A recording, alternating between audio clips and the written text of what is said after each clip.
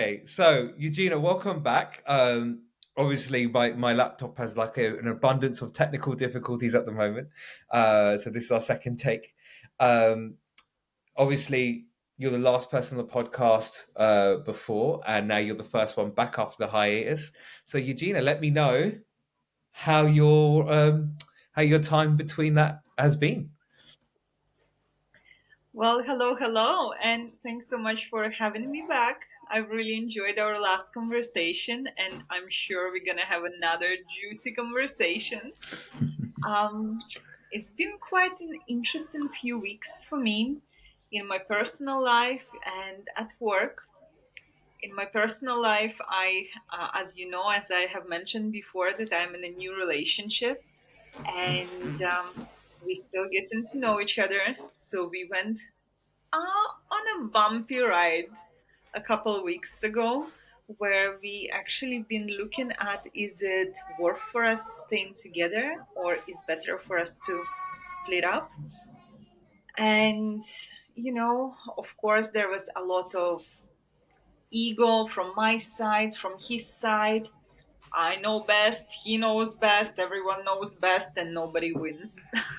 so Um, but I had to actually use all of my coaching skills in this moment and really, really sit with myself and really bring all of my self awareness to what do I really want. Because, of course, to walk away from the relationship, especially at the early stage, is quite easy.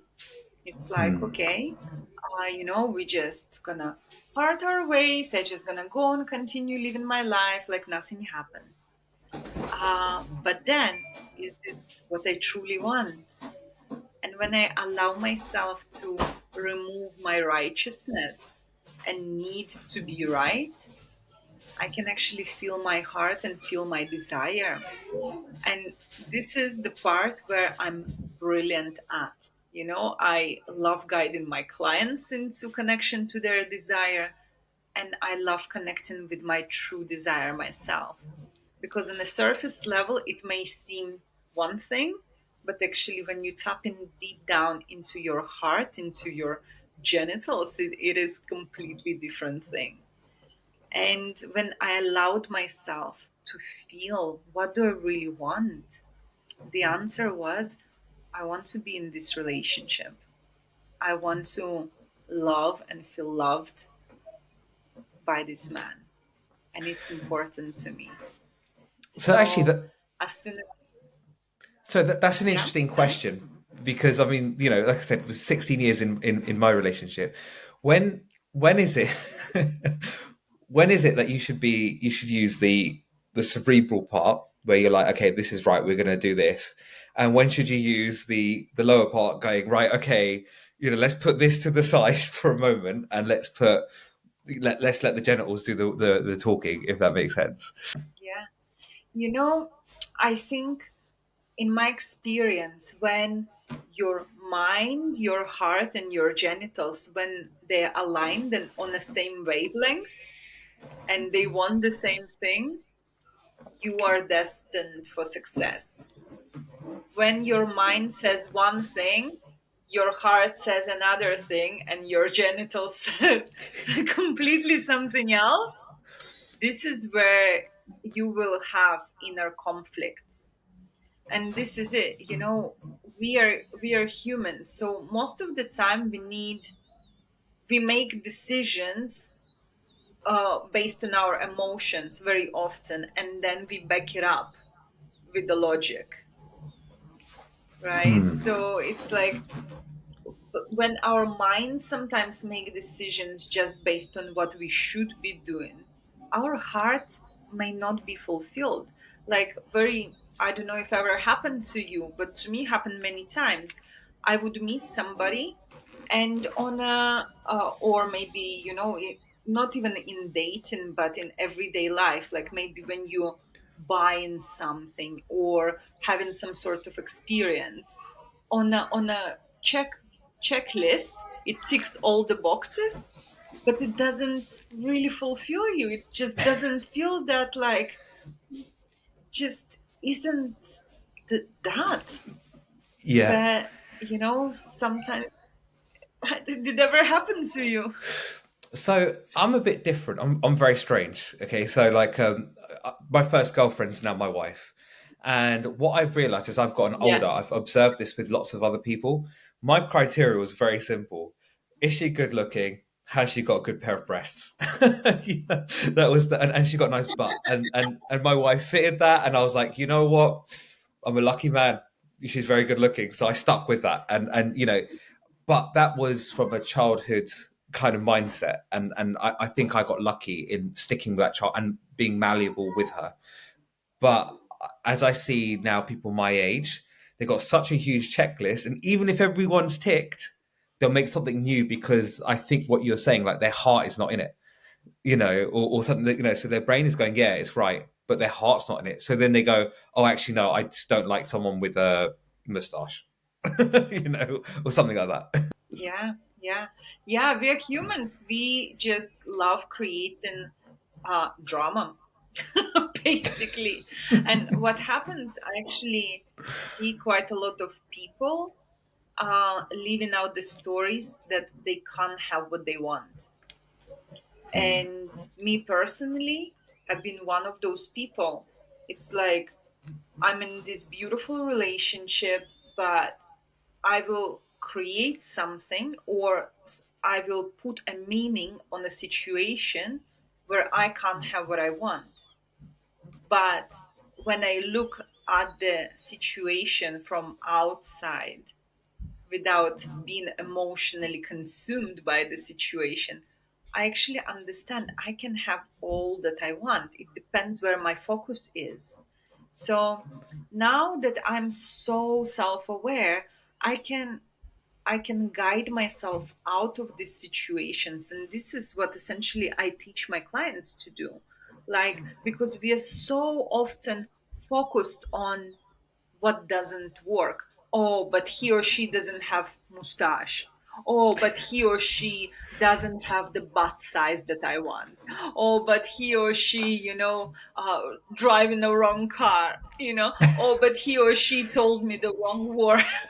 Like whatever that is. And we just like create all of those things that we don't want, and we focus on them instead of focusing, what do I really enjoy in this person? What is this person great at? And because what you focus on expands. And the more you're going to be focusing on the good things, the more great things going to happen. Like in my personal relationships, I can focus on so many um I don't even want to say negatives, but things that can be improved, for example. I can be focusing so much on that. And by human nature, I was doing that like before this bumpy experience, and I was because we as humans, we are judging each other. We like observing, oh, but this needs to change. Is this gonna work for me? Oh, but I don't know. It's like, like try and try like looking at the dress you want to buy before. It's like, is it gonna suit me? Is it good for the occasion? Is it are we gonna fit with each other? And we just like exploring how compatible we are. So what happens then is actually understanding, do we want to be together? Is it Are we compatible? Is it gonna work? And then I have my set of, quirks and rules and views, and they're quite strong, and he has his. But then essentially, is it in our best interests to headbutt each other and scream I'm right, or is it more like useful for us to sit down and listen to one each other and hear one another out, and then make a decision? Okay, are we on the same vibe? Is this gonna work? Is it not going to work? And if it's gonna work, how do we want this to work?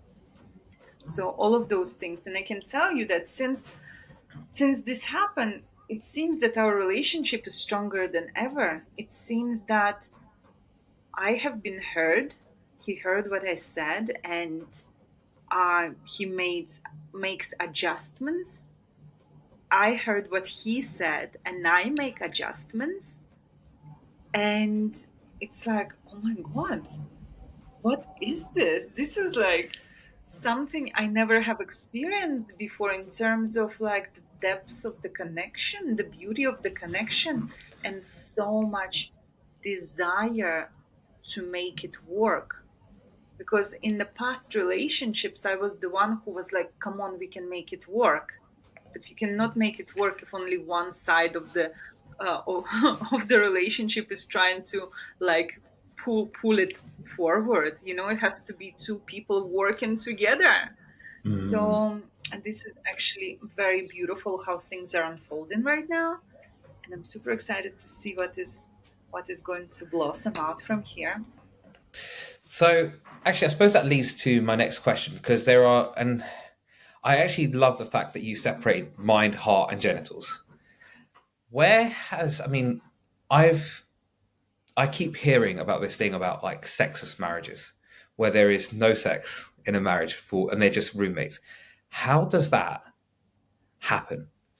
And, like what actually causes people to just stop having sex? It's a great question, and it honestly depends on the couple. I have been working with the couples from different backgrounds, from different nationalities, and who have been together for 20 years, who have been together for a couple of years. And different people have different problems. But what is the main thing that I find is holding people back is lack of communication. This is the main thing. And and lack of communication, I don't mean that when you wake up in the morning and it's like, oh, are you all right, love? Would you like a cup of coffee? Not this kind of communication, but actually really vulnerable and true communication. Because what happens very often is that people start taking a relationship for granted, and they start prioritizing work, family, kids, this, that, and the other, and a relationship takes a back seat. And when relationships takes a back seat, like what is not growing, that is dying. So what I observe very often, people don't share with one another what is happening in their life, what happens with them emotionally, because we are conditioned is like, even though you're in a relationship, but you have to be strong. Oh, but my husband has about my silly things, and we withhold the truth. But we withhold the truth because also, for example, women, we are quite emotional. We are really emotional. And if we don't have this emotional outlet, and if we don't feel heard, then the chances are that we're going to get turned on are very Yeah. slim. Even I will give you an example from my personal life, that uh, me and my partner have been having like some very like emotionally passionate and challenging discussions, right? And it's great and I love it, because it gives us the opportunity to express ourselves. And then he would feel turned on, right? And he would be like, okay, so because often our conversations happen in bed when we are naked, it's like, I love that because, it's like real, like intimacy, nudity, you can, into me, you can see I'm naked, I come here with my truth. So, and this is great. So, him being a man, he gets turned on, and it's like his turn on is like immediate, right? It's like his dick gets hard, and this is just how it works. He's ready to go. For me, after this emotionally like quite demanding and passionate discussion, I need to feel that I feel loved by him and appreciated. That despite our different opinions, he still loves me. And this is what is important to me. So in that moment, I need him to tell me, baby, you look so beautiful. I know that we have been having these passionate discussions, and it's great. And I love you. And I love that you say how you feel to me. And I love, like things like that. So when I hear I'm a woman, I'm an emotional creature. I want to hear nice things. My love language, like we touched a bit about the love languages in the past episode. My love language is words of affirmation. I need to hear nice things to myself. I need to hear that I look good. I need to feel that you love me. I need to know all of this. I don't want to assume. So, and when he does that, my body softens and I'm like, ah, I'm ready to play, baby, But if he doesn't do it, it's like, well, I cannot just like switch myself off from this, like quite where place where I have to kind of defend my opinion. I it just doesn't happen like that. So I need that, switch. And for every person, that can be a different kind of situation and different kind of switch. So, what is important in couples is to know what turns your partner on and what turns them off. So, you can use that into your advantage, and you can use it to make sure that you can navigate the challenging situations in the right way. You can navigate conflicts in the right way where nobody gets hurt intentionally, and everybody gets heard out and understood, being understood. So, what happens in couples? Everyone is so busy to defend themselves and their truth that their desire takes a back seat, because the moment you are on a mission to be right, there is no room for sensuality and softness and desire. There is none of that. And this is what happens. I'm a lot in social media, and I hear that a lot of men are saying that successful women are quite masculine. And this would be an example of that, when you have to defend yourself and your point of view, you are very far from being sensual, because we are fully in this discussion, and it can be sexy, it can be fun if you make it so, right? But again, when you in this energy of like, I need to be right, I need to prove my point, you just taking all the magic of sensuality away. And for many many people, it's so difficult to step back and see the bigger picture, that actually, yes, you're gonna be right, but nobody gonna win. Or you can allow your partner to be right, but then everybody wins if you have the right tools to switch your partner on. There is a song that I know is, and the words of the song that stick with me is, even when I'm losing, I'm winning when I'm with you.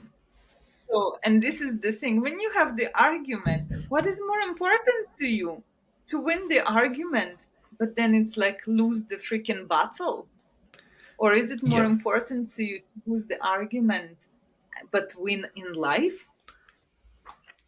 That I absolutely agree with that. I've had numerous arguments across, like, not just a relationship, like with my wife, other people, people in my family, etc., and where they want to win, and I give them the battle, but then ultimately they lose out because then I stop interacting because I'm like, well, good luck, because I'm not going to, I've stated what I think was my boundary and what's been pushed, etc.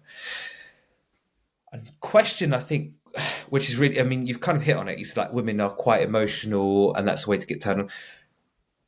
What's the difference between a man's sexuality and a woman's sexuality? Obviously, it's always different for different people, but the general trend between a man's sexuality and a woman's sexuality, like what the difference is, and how do they kind of mesh to make a perfect sexual bonding? Obviously, there could be like men with men, women with women, but like, I'm just thinking husband and wife, and selfishly for myself.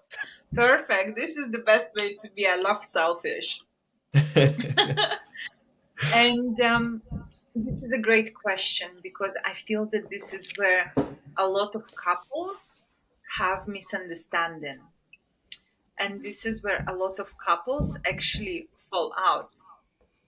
I've been working with this couple, and the lady would always make the move, and she always would be rejected, and after a time, she would stop making moves. But what was happening is like that she would not understand that her husband was going through some grief, emotional process. Men, when they are in emotional funk, the sexuality just goes out the window. There is nothing. There is nothing to give. There is like when you're low, when you're depressed, when you feel like it's like actually um things are not working out in terms of like maybe that there is a loss of a job, or maybe there is some loss of the loved one, maybe there, whatever situation that could be that sends man into emotional funk, most likely he will have a lack of libido. And what happens is lack of communication will only make things worse, because then the lady would think, oh, but it's like I'm not attractive enough, because they're gonna make it about themselves. It's like, oh, but he doesn't desire me, I'm not desirable. Oh, but this and that, and and very often, well, uh, our sexuality is our primal need. And what happens when your sexual needs are not met? You can turn into a bitch, basically. You know, Yeah. sometimes people do, and sometimes people don't. Or some people become indifferent, right? But again, the main thing for this is communication. It is very important to know where you are at for yourself sexually. Are you open to sexuality? Do you want to explore? What do you want to explore? Is your partner open to explore? Do you feel sexual? Because also, not all the women want to have sex all the time, not all the men want to have sex all the time. So we go through these seasons in life. We go through emotional experiences in life. And it's quite important to be able to check in with one another. Hey, where are you at? This is why I love relationship meetings. They're just great. This is the opportunity where you can discuss absolutely anything, give each other time to discuss anything.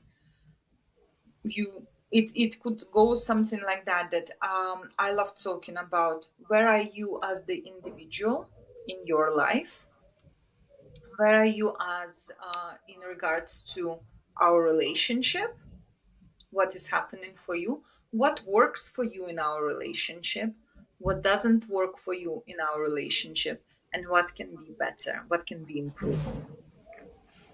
And I love these are the prompts that I love talking about. And then complete this conversation with the gratitude, like three gratitudes for one another, right? Something that you appreciate. And you know, having those conversations can actually eliminate and prevent a lot of problems and misunderstandings. Because let's say uh, you are going through something very stressful at work, and you see your wife, you have two kids, right? And you see your wife, she's busy with two kids all day, every day, and you come back home from work and you don't want to bother her with your problems because you see her hands are full with the kids anyway. But in the same time, when you have those problems, um, you don't unload them, and you keep thinking about them all the time, and you come back home and you kind of there with your wife and you present, but on the back on of your mind are those problems. You thinking, oh my god, but this person at work and this project at work and this and this and this, and you just like you are not fully present. And then what it happens, it creates the separation. So, and we women, we are very intuitive. We ask you, hey, what's happening? I can see that something is happening. No, honey, don't worry, everything is fine. So this is a white lie. Yeah. There is nothing wrong, but in the same time, there is nothing right. There is nothing wrong between us. There is, you have your problem at work. So in a way, you're saying the truth, but then in the same time, also you're not saying the full truth. So what you say doesn't match with your words, with the feeling, with the vibe. If everything is fine, why are you not fully present with me? If Yeah. everything is fine, why are you not laughing as you usually do? Is If everything is fine, why are you not behaving in a way that everything is fine? So your words don't match your actions. So this is where it's like, okay, can I trust you? So this is already becomes an issue of trust. So you don't say the truth once, you don't say the truth two times, three times, five times. Eventually, it becomes a habit that it's not good for me to say the truth because to worry her. So your gap becomes bigger and bigger and bigger. Meanwhile, for her, what happens is I cannot trust him. I cannot ask him. I cannot tell him because I can see something is happening. And I cannot tell him how I feel because I can see something is happening. But when I ask, is everything okay? You say okay, but you don't behave that way. So your words don't match your actions. Therefore, I cannot trust you. For me to have to allow myself to surrender to you in pleasure, I must trust you. I must trust you fully. I must trust you that you can hold my body, that you can hold my orgasm. So if you are lying to me, how am I supposed to trust you? So, That's a it's, really it's sorry, I was going to say that's a really interesting way of describing orgasm. I think that sorry, just it was really artistic, so I wanted to stop you there because I really wanted to kind of emphasize actually holding a woman's orgasm and really really thinking about that as a husband and a man. Those can be really really difficult things to give to a woman. They're one of them. I think a comedian was saying, I can't remember which comedian it was. If there was uh, there's a terrorist in a shop, and they said they're going to blow everyone up. Right now, you got Eve or you got Bill, and you're going to make one of them come. Right, even if you're a bloke, whoever you are, you're going to go to Bill. Because Eve, you need to hold her orgasm, so you're going to be sucking Bill's dick, really, kind of thing, and really, really really really interesting kind of concept is, yeah, you need to establish that trusting bond between man and woman, or woman and woman, or man and man, right? It doesn't matter. You've got to really hold that trust in order to, kind of keep the whole thing going. um and here's something that I really wanted to, I mean, something I noticed within myself, right? If I went vegan for 7 months, and it was great, I lost weight, but my zinc levels dropped, and that affected my sexual performance. Embarrassingly, it did. So what I realized was zinc affected my health, and I wonder if you've noticed this within your therapy, whether diet and exercise affects the bedroom, and what you've noticed about that. This is a great question. I'm not a nutrition. I don't really know much about nutrition. However, what I know about, and what I'm an absolute expert in, is a self love. Mm. And I know for sure, when you love yourself, when you give yourself that care and attention, your confidence grows. Like my male client who actually had also challenges in their marriage, intimacy challenges in the marriage. Actually, within 4 weeks, first month of working of us together, he dropped significant amount of kilos, and Wow. all to do that he, well, first of all, we got deep down to his emotional state and what was holding him back, like all the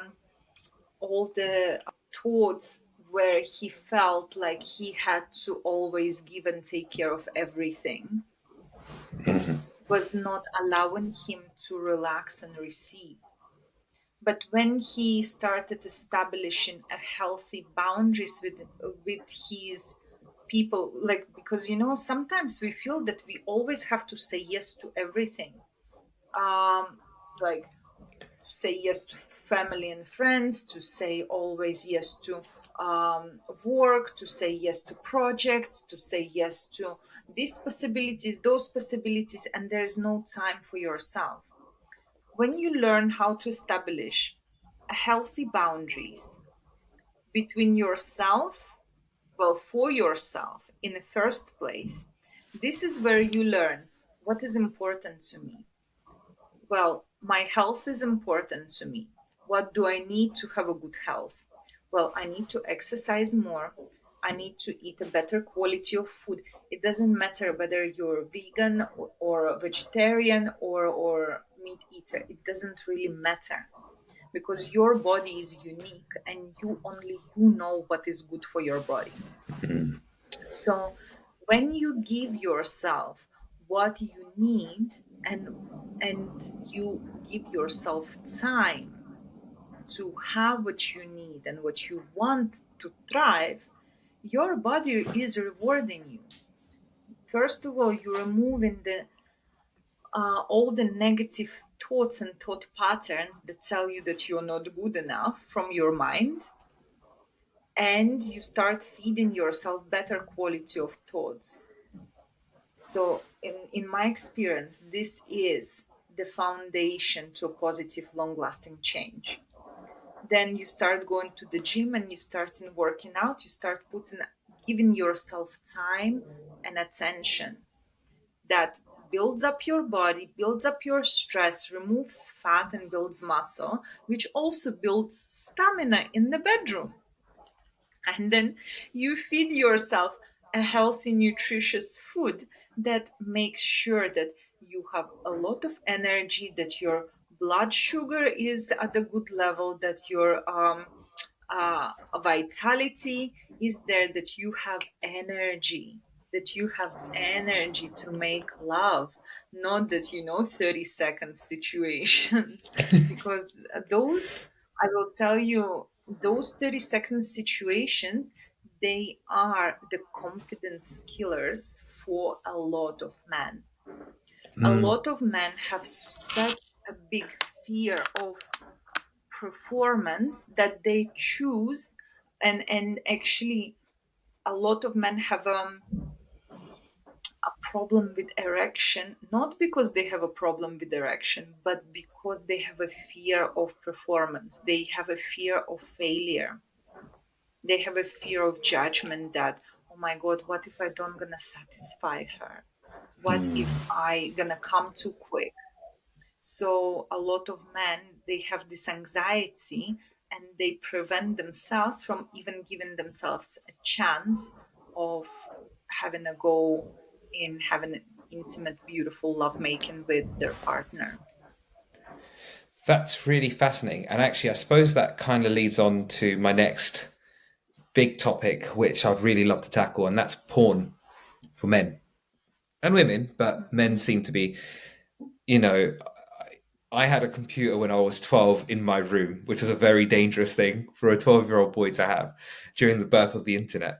Um, how do you think porn has affected men's health, sexual health, and sexual well-being? And how has it affected the relationships? And how is it? There's so much I would love to talk about in this like segment. So yeah, I'd love you to kind of kick off with like the relationship between porn and relationships. Yeah, this is a great conversation to have, and I can see a lot of men have got unhealthy relationship with porn, and porn to the point. I was working with somebody who was 21, and he was addicted to porn. And what was happening that he had no confidence talking to women. He wanted to connect with a woman. He wanted to have a girlfriend. He wanted to fall in love. Yet he had porn addiction and he had abandonment issues. That every time that he would meet a woman that he likes, he would like so become so insecure and like attached to her that he would just repel women. And when we started looking at what was actually happening within him, as I have mentioned earlier, telling yourself a better quality thoughts. So a lot of people, well, all the people, all of us, before the age of 10 years old, we create our limiting beliefs. And then we go through life looking for evidence of those limiting beliefs. It's as if we install a software operational system into our subconscious mind, and then we go through life look for evidence of that subconscious mind of those beliefs to be true. So when you learn to believe that, oh, I'm not important, you're going to be walking around and looking for evidence why you're not important.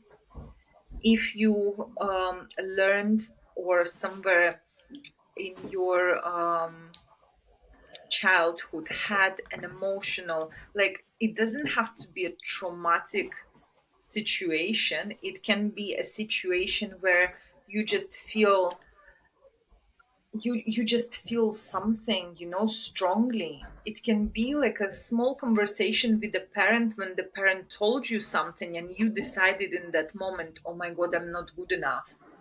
Oh my God, I can't say that. I have to please. I have no choice. Like whatever your story is. But then we just live out those experiences over and over again. So addiction is actually cry for intimacy, right?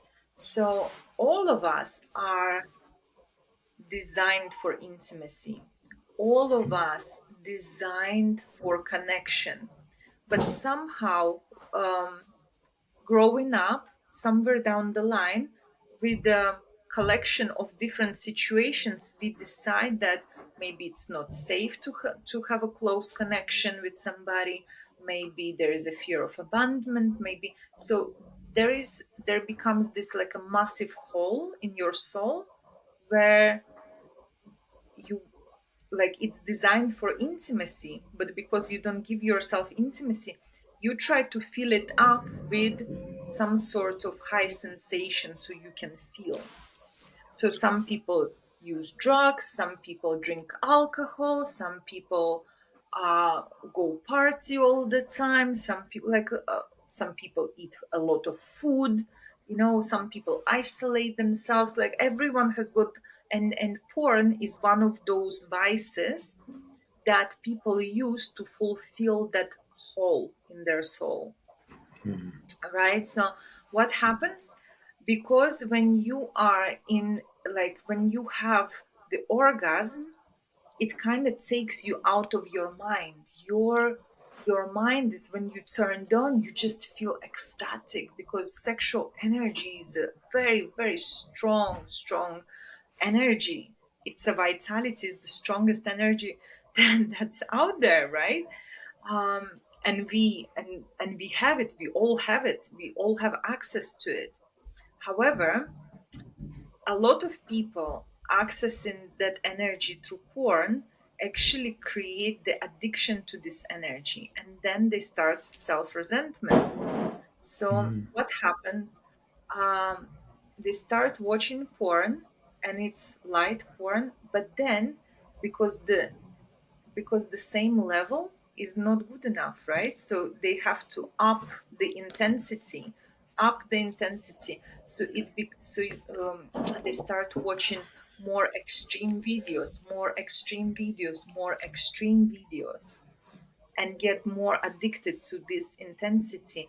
And what happens when they are with their real lover, or a wife, or a husband, who, like, whatever that is, right? When they're with their partner or with another human, making love with another human, they in is nowhere near as close as they've been watching on porn. So it doesn't fulfill their, threshold of feelings, of emotions that are caused by porn.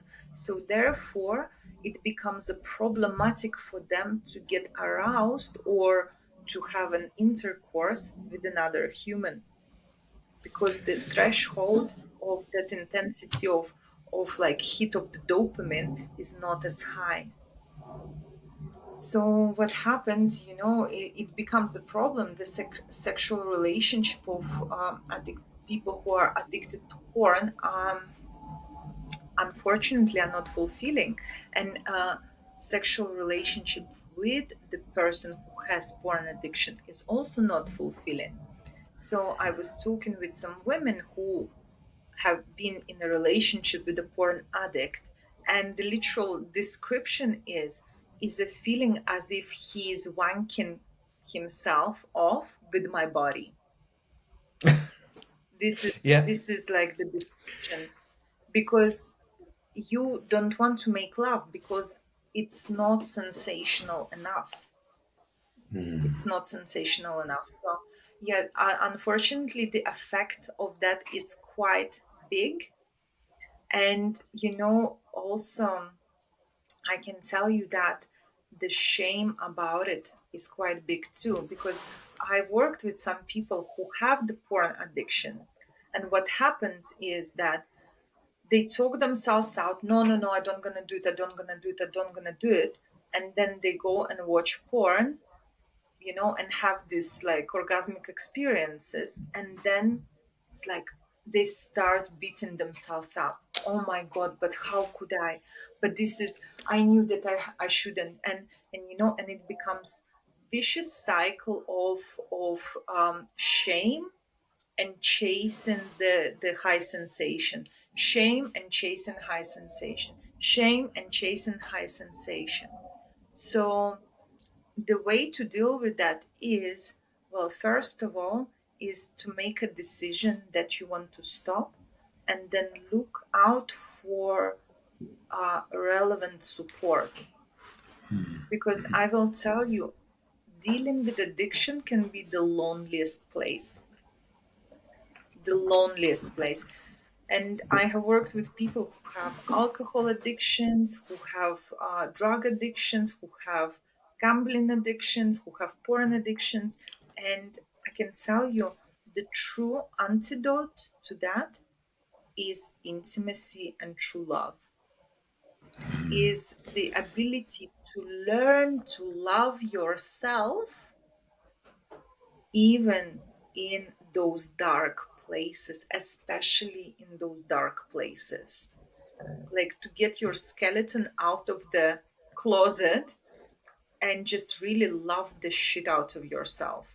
It's like that there is nothing, because when you are so brutally honest with yourself about areas where you're not good enough or where you fucked up, this is where you learn to love yourself and accept yourself.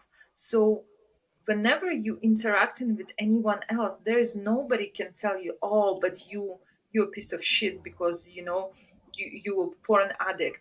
It's like, yeah, I have been a porn addict, so what? Yes. So when you honor and own your shit, this is the first step to moving forward and moving past it. But when we try to hide ourselves, like I have heard this thing where secrets, our secrets killing us. And I really couldn't agree more with this, because it's as if you always have to look over your shoulder. There's always as if somebody else has the power over you. Your secrets have the power over you. But when you own your secrets, it's like, well, yeah, I am a porn addict. Yeah, I have been a drug addict. Yeah, I've been alcoholic, and I'm dealing with this. So nobody can tell you anything. It's like what you got on me, there is nothing. And I accept this part of myself. I'm not proud of it, but I'm not going to hide this part of me, because this is who I was, and I started making different decisions from here. Yeah, I agree with you. I think there's power in owning what you've had as weaknesses, and by hiding them, it doesn't serve a purpose. And I suppose playing the flip side, what are the advantages porn has brought to the sexual world? What advantages? Well, I think this was for many people the only sex education that there Yeah, was. probably. Yeah, yeah, yeah, yeah. That, like, I think that's the only sex education that there was out there, even though it's not sex education at all. It's a fake sex education. But I think that's the only way people were actually being able to know what to do in the bedroom. It's like, what do you put where? I remember I was 11 years old and I found my dad's porn magazines. Amazing. And I was like so taken back by what was on those pages. I was like, holy moly, what is this? This is great. So I called up my best friend. I was like, girl, you want to come here right now? My parents said, "Work, come over right now. You gotta see this." And So she came over to. oh What's no, that? God. Sorry, so no, go on. I've got something about porn magazines that I've just something triggered back. No, no, go on about your friend coming over. I love it. Yeah, so my friend came over. So imagine we both 11, we're sitting there and just like looking through these magazines, and we were like, oh, wow, look at that. Oh my God, and look at that. And what did they do? You know what? We can do that too. So we got into my parents' bed and we started making out, and we started like, we were so turned on.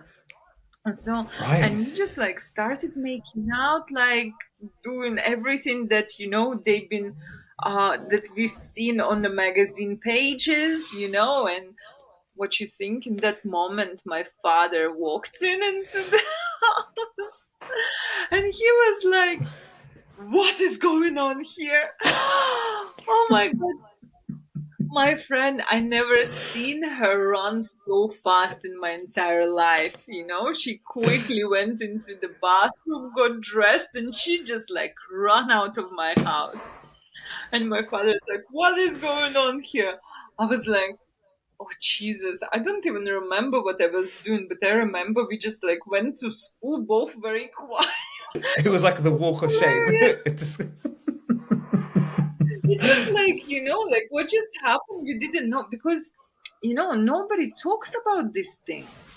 We don't know. It's like, what did we do wrong? Like, if those magazines are there, like, yes, it's something that we're not supposed to see, but why is it there? So if these things are in magazines, so how can we not do this?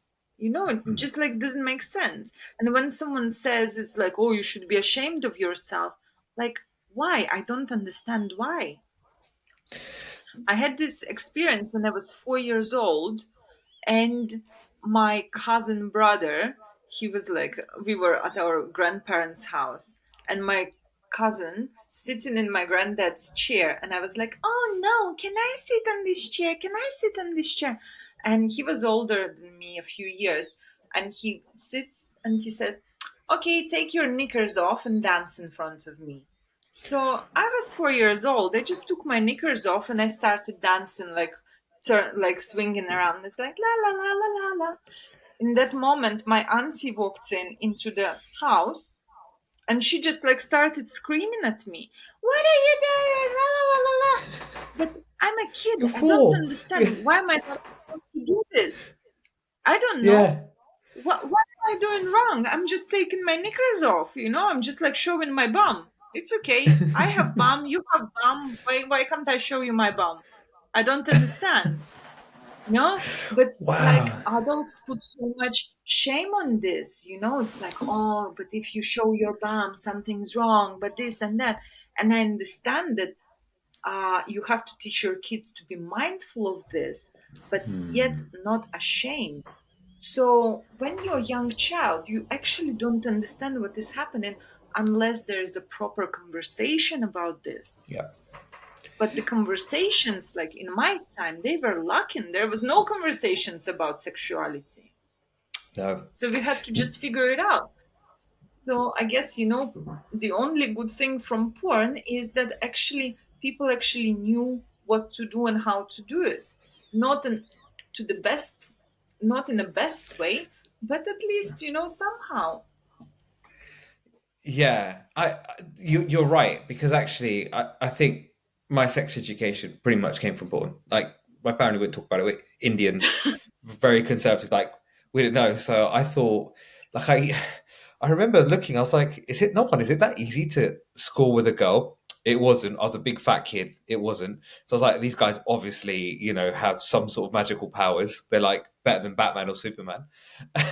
And also like how they finished. I was like, is that normal to put DNA on someone's face? I was quite shocked by that. And I don't know why. I always had that kind of thinking, like that's not normal to like, come on someone's face, like that. It's a very strange thing that people get off on. Even now, people get off on coming on a woman's face. I can't. I don't know. Maybe you might have insight on that. Why is that sexy? You know, I actually have a theory about this kind of things, right? My journey with sexuality have been very wild, and I come from a place where my self-worth and self-love have been pretty much non-existent despite of my quite confident exterior, right? And what happened was, um, I had this relationship with myself where I felt like in the bedroom I need to like be liked and serve the man that I'm with, right? So I would allow myself to go for quite a wild and extreme experiences, thinking that it was normal, even like the way I was having sex. I liked rough sex, right? And I only throughout the years I have realized that I liked that because my self worth was actually quite non existent. Because the moment I started loving myself and I started respecting myself, the thought of someone's coming on my face, it's like, actually, fuck no. This Yeah. is just not going to, right? Is because I grew to love myself to a standard where this is not acceptable. But where I was in my past, in my past experiences, where my self worth was like quite often attached to what my lover gonna think about me and being valued and that by him, then I was ready to do more things to please him, despite that was not quite in line with my self worth because I didn't discovered my self worth then, right? And it's also a lot of a lot of things like that is actually also to do with the power dynamic. Like a power dynamic that very often are explored in BDSM, right? So it's like, so for example, if the woman is submissive, men can be submissive, like, and like there is a power dynamic, so that there is a submissive and there is a dominant person. So coming on someone's face is sure expression of dominance, and some people will get off being submissive, and and dominant people obviously enjoy being dominant. So this is where it really depends. For me right now, that would be, it's like it's a hard no for me, like for somebody to come on my face. That would Yeah. just not be something that is possible for me. I don't want that. However, if you are in a power dynamic, if you are in BDSM scene and you set out your um, boundaries straight out before the experience, before you go into the scene, and you say, well, I I don't want this thing, I don't want that thing, I don't want that thing. However, I'm open for X, Y, and Z. Because also going into BDSM, you have to discuss what are you available for and what are you not available for this play to be safe. So when it's like within your boundaries and it's great and you both enjoy it, why not? It's great, it's fantastic. But if it's like you just have this experience and over the sudden like someone comes in your face and you don't even expect that, or like what used to happen quite a lot, and I know a lot of women that experience that they would have sex with a guy, and then he just would try to put their dick in their anus, without Oh gosh, asking yeah. them for permission. So that is, well, this is outside of boundary. You have not discussed this. This is this is like borderline rape, to be honest. So it's like you must talk about things like that. You must ask, is it okay? Can I do it? Are you open for this? It's not just assumption if you having a one night stand that she's gonna be down for everything. So it's not just okay to come on someone's face without asking them, and unfortunately, that a lot of people that I work with, they had experienced some kind of sexual trauma in this respect, and men and women actually, and men and women. So it's not like, or only women are on this side. No, a lot of men have experienced sexual trauma too. It's just not as talked about as, female sexual trauma.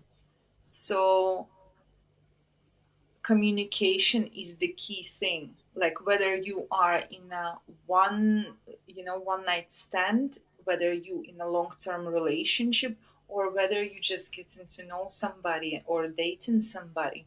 And to be honest, you can make it so sexy, because a lot of questions that I get asked is like, oh, but talking about sex beforehand, isn't it gonna kill the moment? No, it's not going to kill the moment. What is going to kill the moment if you're gonna have something in your experience what you didn't sign up for, and then you're gonna deal with the freaking aftermath? That is going to kill your moment. But telling your partner, your lover, who you're about to have sex with, if you are ready to have sex with this person, sure thing you can say is like, I don't want to have this, and I really want to have that. It's just as simple as that. And it can be just so playful.